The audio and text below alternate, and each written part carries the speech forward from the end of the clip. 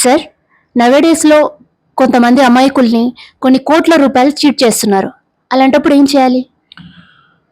Madam ఇప్పుడొచ్చి cheating అనేది చాలా common offence అయిపోయింది.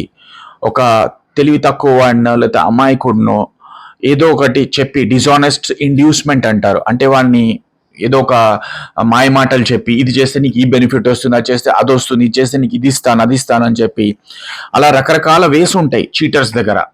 అలా చీట్ చేస్తూ ఉంటారు. కేసెస్ బుక్ అవుతూ ఉంటాయి. వాళ్ళు బెయిల్ తెచ్చుకుంటారు. ఇప్పుడు అరెస్ట్ చేయడానికి లేదు చీటింగ్ కేసులో. వాళ్ళని అరెస్ట్ చేయడం కుదరదు కాబట్టి నోటీస్ ఇచ్చి వదిలేస్తారు. వాడు చీట్ చేయడమే వాడు హీరో లాగా ఫీల్ అవుతాడు. ఫీల్ అయ్యి ఇంకా చీట్ చేస్తూనే పోతాడు, రెచ్చిపోతాడు. అందరిని ఇంకా సొసైటీలో అందరినీ చీట్ చేస్తూ ఉంటాడు. రీసెంట్ గా మన తెలంగాణ హైకోర్టులో ఇలాంటిదే ఒకటి నౌహేరా షేక్ అన్న ఒక లేడీ కొన్ని 1,00,000 కోట్ల దాకా అందరినీ ముంచేసింది ఇన్వెస్టర్స్ ని. ఆ కేసు వాళ్ళు ఒక కేసు పెట్టారు. వాళ్ళకి ఆమెకు రిలీఫ్ కోసం వాళ్ళ తరఫున ఎవరైతే అక్యూజ్డ్ ఉన్నారో ఒక అడ్వకేట్ గారు వచ్చి కేసు పెట్టి మాకు ఒక రిలీఫ్ ఇవ్వండి అని అడిగారు.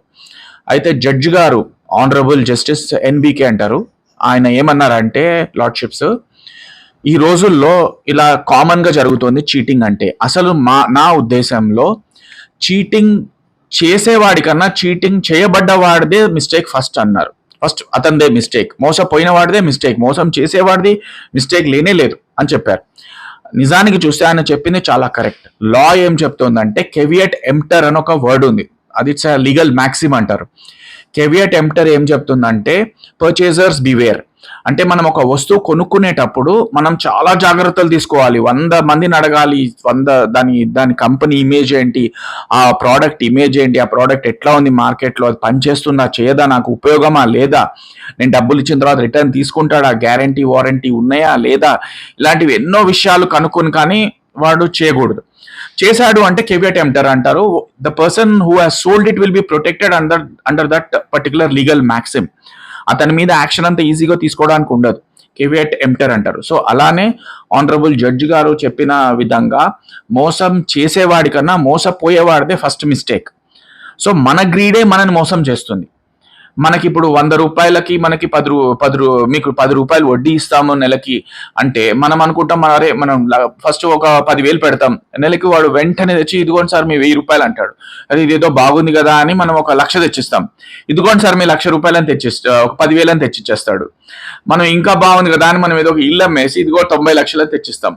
వాడు 90,000 తెచ్చియాలి, రాడు. 2 నెలలు 3 నెలలు అరే ఇదిగో ఇస్తున్నా అదిగో ఇస్తున్నా అంటాడు. అలా ఫైనల్ గా వెళ్ళి వాడు ఎక్కడికో పారిపోతాడు, లేకపోతే వాడు ఖర్చు పెట్టేసుకుంటాడు. అక్కడ ఇక్కడ అన్ని ఫారెన్ డెస్టినేషన్స్, గోవా అక్కడ ఇక్కడ తిరుగుతాడు, అన్ని ఫినిష్ అయిపోతాయి.